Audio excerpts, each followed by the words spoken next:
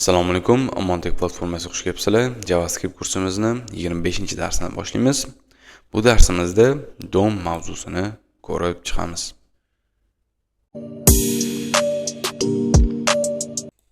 Unda darsimizni boshlasak, aytib o'tganimdek, bugun 25-darsimiz. JavaScriptni o'zini asosiy darslarini tugatdik. Endi DOM mavzularini ko'rib chiqamiz. DOM o'zi nima? DOM Document Object Model ni qisqartmasi hisoblanadi va DOM JavaScriptda HTML ni kopiyasi, ya'ni obyekt holati hisoblanadi.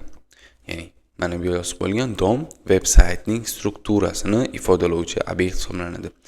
Veb-saytning strukturasi nima edi? HTML. Shu HTML ni strukturasini ko'rsatib beruvchi obyekt hisoblanadi.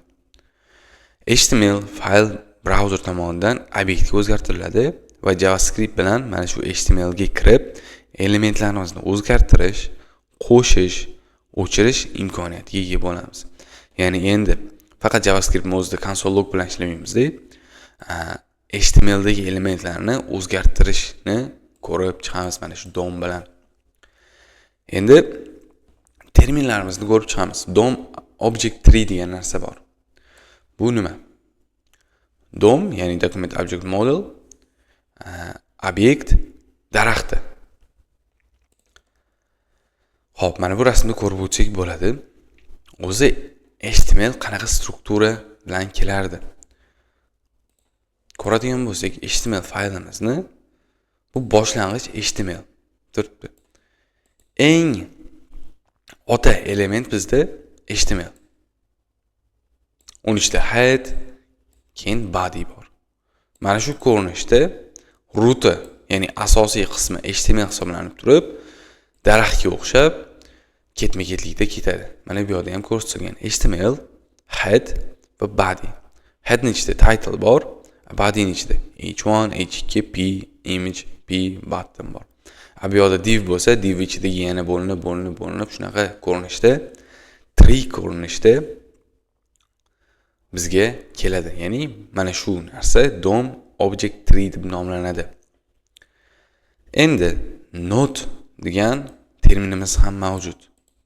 Ya'ni DOM Object Model bilan ishlayotganda nodelar bilan ishlaymiz. Node o'zi nima? HTML dagi barcha narsa node hisoblanadi. Ya'ni bunga taglar, matnlar va kommentlar ham node hisoblanadi. DOMda har bir narsa node hisoblanadi. Xo'p, endi node turlari mavjud ekan. Bularni ko'rib chiqamiz. Element node bu p, div, ul, ya'ni HTML taglari. Text node shu p, div, ul ni ichiga yozgan tekstimiz. Masalan, hello world yoki xohlagan lorem yozib qo'ysak ham, mana o'sha element ichidagi matn text node hisoblanadi. Comment node bu kommentlarga mana bu ko'rinishda, document node bo'lsa, hammasini birlashtirgan hisoblanadi. Butun sahifa. Xo'p, bu dokumentni yaxshilab eslab qolish kerak. Buni ko'p eshitamiz hali. Endi elementlarni tanlab olish.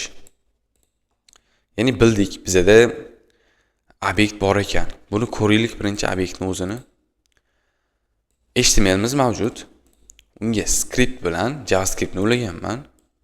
Endi biza dokument bilan, ya'ni DOM bilan ishlayotganimizda terminalda ishlamaymiz. Chunki bu HTML ga bog'liq narsa. Shuning uchun brauzerda har doim ochib ishlashimiz kerak bo'ladi. Go live qildim. Konsol ochib olaman. Konsolda hech narsa yo'q, refresh beraman. Endi index.js ko'rsatib turib, konsol logga shunchaki dokument deb yozaman. Dokument. Endi ko'ramiz. Mana dokumentimiz chiqdi. Ochadigan bo'lsak, mana obyekt. Mana shu DOM hisoblanadi. Ya'ni bu yerda mana first child, yana buni o'zining childlari mavjud. Har xil propertilari mavjud buni o'zini.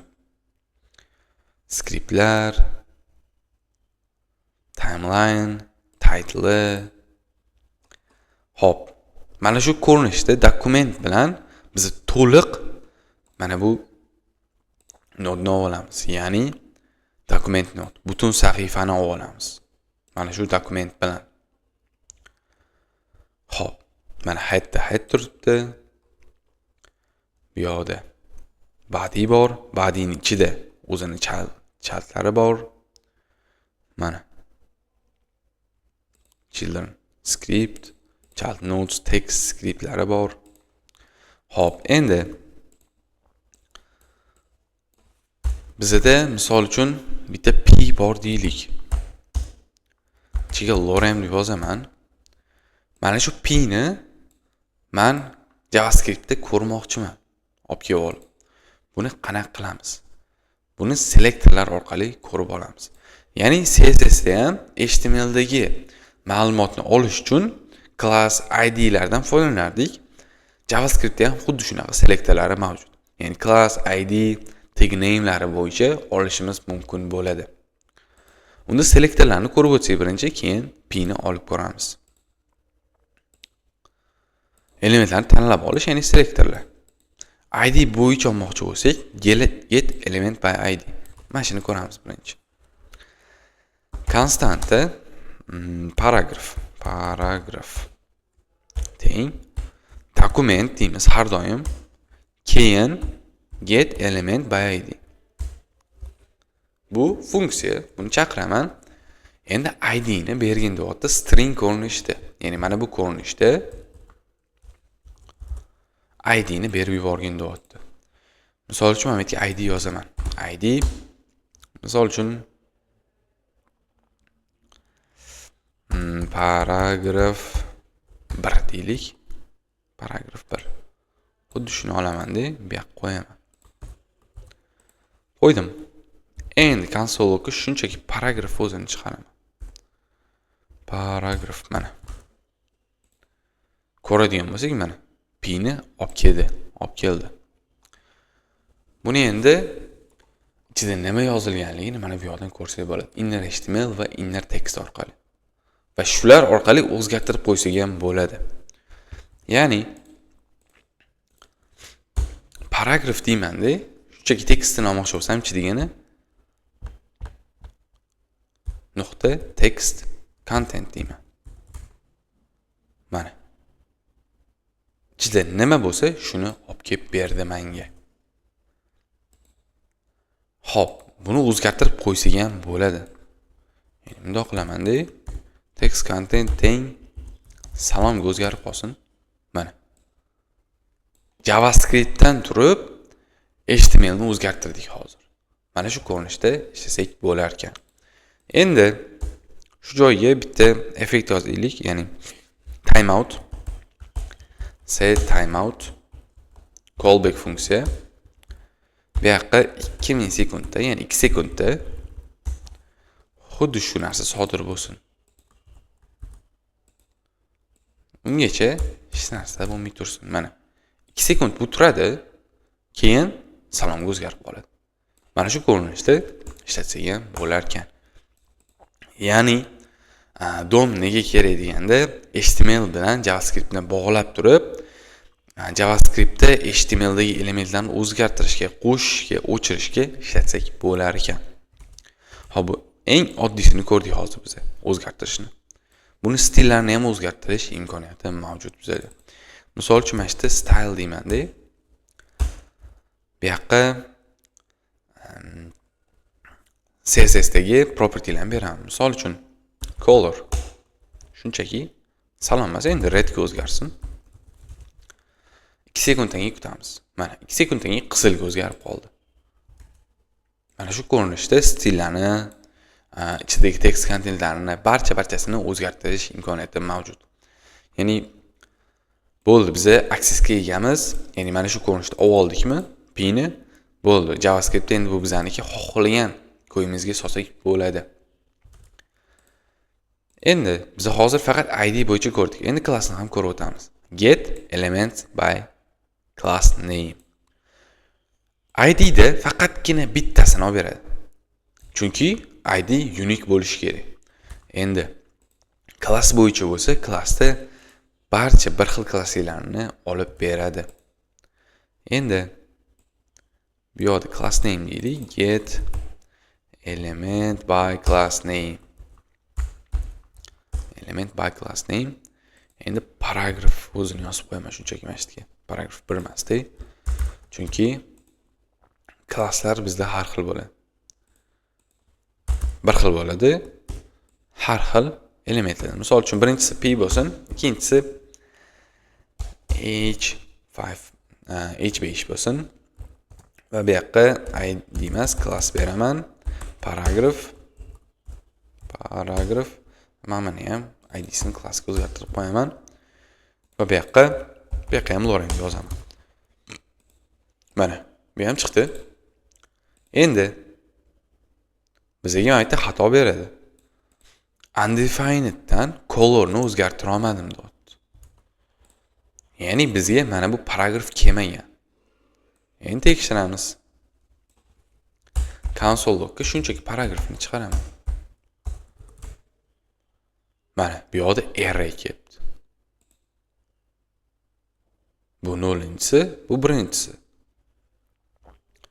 Ya'ni klasslarni barchasini topadi va bizga array ko'rinishda qaytaradi.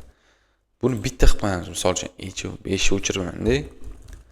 Bitta paragraf o'zi qolsin mana. Bunda ham baribir array ko'rinishda kelyapti. Endi bularga shunchaki paragraf nuqta text content ham olmayman text content. Chunki bu bizda element emas. Bu array. Arrayni iteratsiya qilib turib ichidagi ma'lumotlarni olsak bo'lardi. Misol uchun lengthni ko'rsak bo'ladi, boshqa narsa. Endi biz shunchaki for each qilib ko'raylik. For each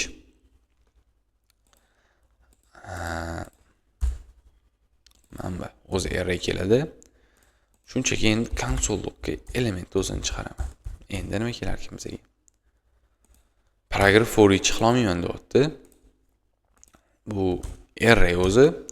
Endi mana shu yerga boyaydik, array yozaylik. Bunda ham chiqmaydi. Endi ko'ramiz. Nima qilsak bo'ladi? Item deymiz. Itemni for each qilamiz. Bunda ham ishlamadi. Paragraf o'zi. Paragraf bizda lengthini beryapti. Demak, bunda for each ishlamas ekan. Buni shunchaki for qilamiz. For bo'lsin. Bu yoqda array length emas, paragrafi length.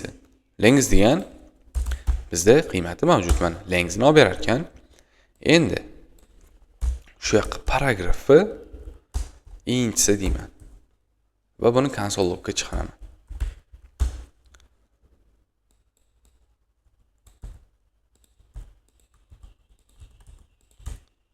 Mana endi bizga olib berdi. Mana p. Undan keyingisini ochib qo'ysak, mana bu h5 ni mana buni ham chiqarib berdi ikkalasini ham. Mana ko'radigan bo'lsak. Bitta refresh bersam, yana obyekt holatiga o'tib qoladi.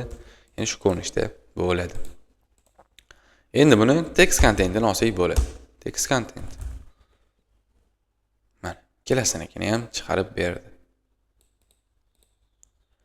Class name bilan olsak, mana shu ko'rinishda. Elementlarni alohida olsak bo'lar ekan, ya'ni for ko'rinishda, for bilan ya'ni array ko'rinishiga kelar ekan bizga. id bilan bo'lgan bo'lsa, bitta o'zi keladi, chunki idlar unique bo'lishi shart. Endi keyingisini ko'ramiz. Tag name bo'yicha ham olsak bo'lar ekan. Buni o'chiraman. Buni ko'rib oldik. Get elements by class name ni.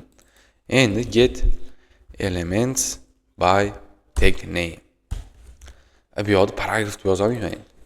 Bu yoqda o'z taglarimiz mavjud. Mana boshqa taglarimiz bor. Mana body, div. Bizga shunchaki p ni olib kelib bersin. Console logga paragrafni o'zini chiqaraman. Paragraf. Mana bu ham array ko'rinishda p ni olib kelib berdi. Endi boshqa yana bitta p yozaman-da, h5 dan keyin. P deyman. Salom deb yozib qo'yaman. Mana ikkinchisini olib kelib berdi. P.paragraf turibdi, lekin mana bunda p ni o'zi turibdi. Nega? Bu class name paragraf klassi bor degan. P'da paragraf klassi bor degan. Buni hech qanaqa klassi yo'q, shunchaki salomni o'stiribdi. Misol uchun shunga ID berib ko'raman. ID salom bunga. Mana endi ko'radigan bo'lsak, refresh. Mana P ID'si salom turibdi.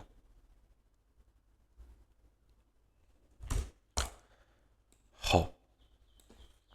Buni tushunib oldik, qanaqa kelishini. Bu ham array ko'rinishi kelar ekan, demak buni ham for qilish kerak. Nuqta bossak, o'zi item'i bor, length'i bor. Itemni o'zini shunchaki konsolga chiqarib qo'ying, nima chiqadi? Mana. Bu funksiya ekan, buni chaqirgin deyapti. Chaqirdim. Indeksini berib yuborgin deyapti. Misol uchun 0 bersam, menga qaysini chiqarib beradi? Mana, birinchisini chiqarib beradi. Mana, birinchisini chiqarib beradi. Endi men sizga 1 desam, menga salom o'zini chiqarib beradi. Bunaqa ko'rinishda ham, item ko'rinishda ham olsak bo'lar ekan. Ya'ni boy for qildik, to'g'rimi? For qildik. I kiradi dedik, array emas, bu yerda paragraf kirsin. Paragraf. Biz qanaqa qildik? Paragrafni index qilib ketdik. Shu joyda paragraf nuqta item i qilib ketsak ham bo'lar ekan. Uni farqi yo'q. Kelasi ham bir xil ko'rinishda ishlaydi. Xo'p, buni tushunib oldik. Ya'ni get elements by tag name. Barcha tag name'ning bir xillarini chiqarib beradi array holatida. Endi universali mavjud bizda. Xolasi tag bo'yicha, xolasi class bo'yicha, xolasi ID bo'yicha olib beradi. Ya'ni bu query selector va query selector all. Endi ko'ramiz. Bu qanaqa ishlaydi? Dokument dedim, query selector deb yozdim. Bunga xohlasam ID beraman, xohlasam class beraman, xohlasam tag name ni o'zini berishim mumkin. Mana bu yerda tag name bilan ko'rsatyapti. Mana shunchaki hozir bu yerda menda paragraf klassligi mavjud ekan. Bu yoqqa shunchaki paragraf yozib qo'ysam olmaydi. Ya'ni console log deymanda paragraf chiqaraman. Paragraf. Bunaqani topa olmaydi va menga null qaytaradi. Ya'ni hech narsa topa olmadim, bo'sh degani. Klass olish uchun qanaqa qilaman desa, oldiga nuqta qo'yishimiz kerak. Klassligini bilish kerak bu. Mana, olib berdi. Lekin paragrafi menda ikkita edi-yu. Nega ikkalasini olib bermadi? Chunki bu yerda query selectorni o'zi. Agar all qo'yadigan bo'lsak, barcha klassligini olib beradi. Mana, query selector all, mana ikkalasini olib berdi. Endi farqi bor. Query selectorda bitta dona olib beradi. Query selector allda hammasini olib beradi array holatida. Xo'p, buni ham tushundik. Endi ID kelib qolsa-chi? ID kelib qolsa shunchaki reshotga. Agar shunchaki tag name kerak bo'lsa, pin o'zi. Mana ikkita pin olib berdi. Endi query selector o'zini qilsam, mana bitta pin o'zini olib berdi. Ya'ni birinchi topganini olib kelib beryapti menga, salom olib kelib bermayapti. Birinchi pinni topdim, o'shani olib kelib beryapti. Classda ham shunaqa, ID'da ham shunaqa. Query selector ishlatsak, all ishlatsak farqi yo'q, hammasini olib beradi. Xo'p. Unda tushundik. Bu selektorlar edi. Mana shu selektorlardan ishlatamiz. Endi hammasiga tushib turadi bu universal. Ko'rdik buni ham. Endi CSS bilan JS da ham bir xil ishlaydigan selektorlarni ko'rib chiqamiz. Ya'ni ID, class, tag name dan boshqa bizda selektorlar ham bor edi. CSS da ham ko'rib o'tgandik. Hozir ham bitta qaytarib olamiz. ID ni ko'rdik, class ko'rdik, tag name bo'yicha ko'rdik. Endi tag.class qilsak, buni ham berar ekan. Tag attribut buni ham berar ekan, ya'ni tag o'zi va abiyodiy attributi. Ya'ni misol uchun type. Input type bo'lishi mumkin. Mana shuni qilib beryapti. Endi tag nomi misol uchun p ga misol uchun data deb yozib, teng qiymati misol uchun. Bu yerda inputni ko'rsatgan. Input type text bo'lganini olib beradi. Faqatgina bittasini. Agar query selector bilan qilsak. Endi parent child bor. Misol uchun parentda div bo'lsin, uni child'i misol uchun p bo'lsin. Shuni olib beradi. Endi parent child bor. Divni ichidagi childlar. Misol uchun p'lar.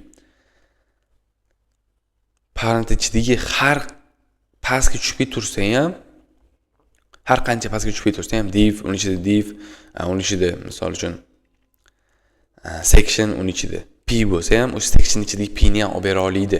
Mana shu holatda bersak. Bunda bo'lsa faqatgina divni ichidagi p. Mana bu yerda qolgan narsalarni yozsa bo'ladi. Bu yoqqa ham teginayim, bu yoqqa ham teginayim. Bu yoqqa ham teginayim, bu yoqqa ham teginayim yoziladi, albatta. Endi tag 1, tag 2. Ketma-ket keladigan. Misol uchun tag 1, tag 2 va tag 1 dan keyin keladigan birinchi aka deyapti. Ya'ni bulardan oldin keladigan.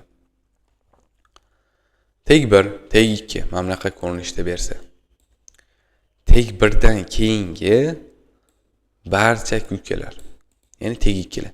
Bularni ko'raylik. Sal tushunarsizroq bu. Shuning uchun ko'rib o'tamiz. Query selector all deyman va bu yoqqa yozaman. Misol uchun divni plus deyman de, p's deyman. Hech narsa topolmadi, bo'sh array. Endi bu yoqqa div ochaman de, shu ko'rinishda tursin. Mana. Divdan keyingi p ni topib berdi. Birinchi p ni olib berdi. Ko'rgan bo'lsak. Endi misol uchun mana bu yerda ham misol uchun div ochaman de, tursin. Ikkinchisini olib bermadi men pastligini. Mana shundan oldin agar div kelgan bo'lsa, buni ham olib beradi. Mana. Ya'ni plus qanaqa ishlar ekan? Divni ko'rdimi, ya'ni birinchi tagini ko'rdimi, o'shandan keyingisini qidiradi. Biz bu yoqqa yozdik. Divni topgan, undan keyingi p-ni olib bergan. Divdan keyingi kelgan sirazi p-ni olib beradi. Endi bizda mana bunaqasi ham bor. Buni ham ko'ramiz. Misol uchun mana shu ko'rinishda. Endi bu qanaqa ishlaydi? Mana. Hammasini olib berdi. Endi mana bu yerda men divni o'chirib tashlayman. Bunda ham men ikkinchisini olib berdi. Buni ham o'chiraman. Baribir olib berdi. Buni ham o'chirsam endi mana hammasi yo'qoldi. Endi pastga misol uchun div ochaman-da, faqatgina bittasini olib beradi. Mana salom olib berdi. Mana shu divdan keyingi kelgan har qanaqa p-ni topib beradi. Mana bu belgi bilan, simvol bilan qilsak, ya'ni qidirsak, selektordan foydalansak. Plus bilan qilsak, faqatgina keyingisi. Mana shunda keyingi turgan p-ni topib beradi. Buni almashtirsak bo'ladi, misol uchun. H5 dan keyingi p-latsak, baribir o'sha p-ni olib beradi. Chunki bu yerda H5 bor va undan keyin p turibdi. Plus qilsa ham o'zgarmaydi, chunki o'zi ketma-ket turibdi. Mana shu ko'rinishda bulardan foydalansak bo'ladi. Lekin plus mana bu ko'rinishdagi teglar uncha foydalanmaydi. Endi buni ko'raylik. Parent misol uchun div ichidagi p dedim. Mana endi bu boshqacha ishlaydi. Boyagidan ko'ra. Bu bo'sh turibdi. Div ham yo'q menda. Mana div bor ekan. Mana shu ichiga p yozsam, keyingina ishlaydi. Mana. Endi yana ichida p ochaylik. Ikkinchisini olib berdi. Mana shu ko'rinishda ishlar ekan, ya'ni divning ichidagi barcha p-larni olib beradi. Bu aytgandek, men bu yoqqa bitta section ochaman-da. Section, uning ichida bitta p ochaman. Uchinchisini olib bera olarmikin? Olib berdi. Ya'ni har qanday chuqurlikdagi degani mana shu ko'rinishda.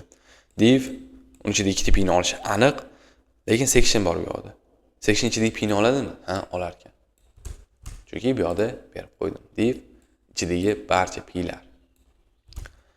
Endi menda mana ham bor edi. Katta belgisi. Bu qanaqa ishlaydi? Mana shu katta belgisini qo'yaman-da, qidiraman. Ikkita p-ni o'zini olib berdi. Bu ichma-ichlikni qidirmas ekan. Ya'ni pastga tushib turmaydi. Sectionni ko'rdim, bo'ldi.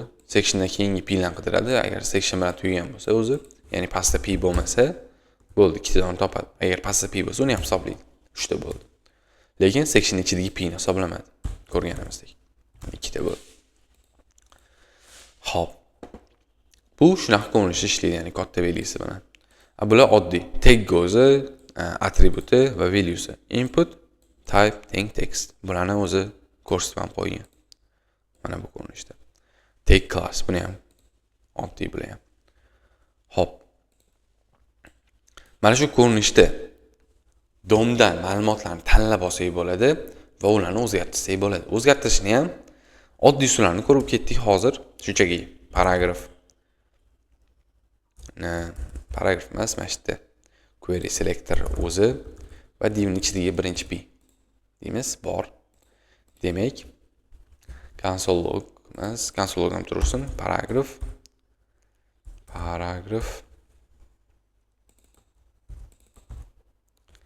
nuqta text content teng salomga. Mana bu ham ishladi. Salom plus 1 yozib qo'yaylik. Mana salom plus 1. Bu ham ishladi. Stilni o'zgartirishni ham ko'rdik. Paragraf nuqta style nuqta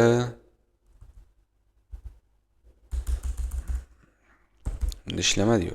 Class list qilsak bo'ladi yoki style bor edi. Bunday o'xshamadi. Endi buni ko'raylik, o'z style bormi? Ko'ramiz. Class name berib ketsak bo'ladi. Class list, class name, dataset. Bunda style negadir ishlamadi.